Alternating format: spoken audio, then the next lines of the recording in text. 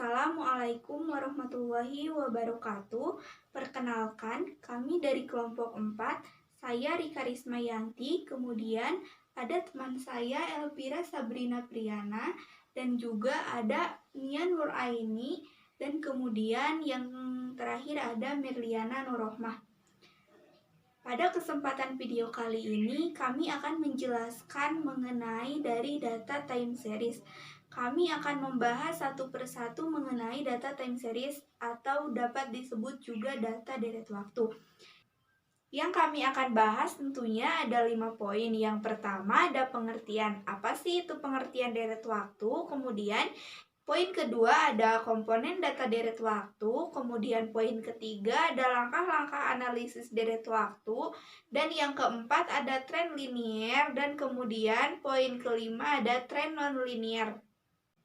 Saya akan bahas mengenai pengertian data time series dan juga analisis dari data time series. Nah, untuk yang pertama kita akan masuk ke pengertian data. Data deret waktu itu adalah data yang disusun berdasarkan urutan waktu terjadinya dan menggambarkan perkembangan dalam suatu kejadian. Jadi, data deret waktu ini digunakan untuk meramalkan masa depan. Data yang akan keluar di masa depan itu seperti apa nanti akan dianalisis pada analisis data deret waktu. Kemudian, analisis deret waktu itu merupakan suatu metode kuantitatif yang mempelajari pola gerakan data masa lampau yang teratur untuk mengamati pertumbuhan, misalnya kunjungan wisata pertumbuhan ekonomi. Kemudian, nilai tukar rupiah dari waktu ke waktu biasanya akan menggunakan analisis data time series ini. Nah, untuk contohnya, ini adalah contoh dari data deret waktu. Jadi, ini adalah jumlah penduduk miskin di Indonesia pada 2007 sampai 2011. Pada tahun 2007 ada 37,17 juta orang penduduk miskin di Indonesia. Kemudian pada 2008 ada 34,96. Kemudian pada 2009 ada 32,53. Kemudian pada 2010 ada 31,2 dan kemudian pada 2011 ada 30,2 orang penduduk yang ada di Indonesia. Jadi, data yang didasarkan pada waktu seperti ini adalah data deret waktu. Yang kedua ada komponen data deret waktu, di mana komponen data deret waktu dibagi menjadi 4 bagian.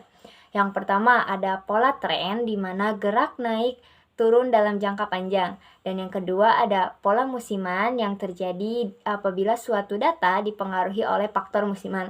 Dan yang ketiga ada pola siklis, di mana terjadi bila data dipengaruhi oleh fluktuasi ekonomi yang jangka panjang, seperti yang berhubungan dengan siklus bisnis. Yang keempat, pola horizontal, di mana terjadi bila data berfluktuasi di sekitar rata-rata. Selanjutnya ada langkah-langkah dalam analisis. Yang pertama adalah membuat scatter data. Hal ini untuk menentukan linear atau non-linear. Yang kedua, melakukan perhitungan. Hal ini untuk membuat tabel penolong. Dan yang ketiga, berdasarkan hasil perhitungan, maka akan dibuat hasil persamaan tren. Dan yang terakhir, menghitung atau melakukan prediksi peramalan. Hal ini untuk mengetahui kondisi di masa yang akan datang. Pada analisis data, time series terbagi menjadi 2, di antaranya ada tren linier dan tren non-linier. Tren linier adalah karakter dasar berbentuk garis lurus, bisa dilihat grafik yang pertama, garisnya ke atas itu adalah tren positif, yang ke bawah itu adalah tren negatif. Lalu ada tren non-linier. Tren non-linier adalah karakternya yang naik dan turun, yang mencekung ke atas adalah parabola dan yang mencekung ke bawah adalah hiperbola.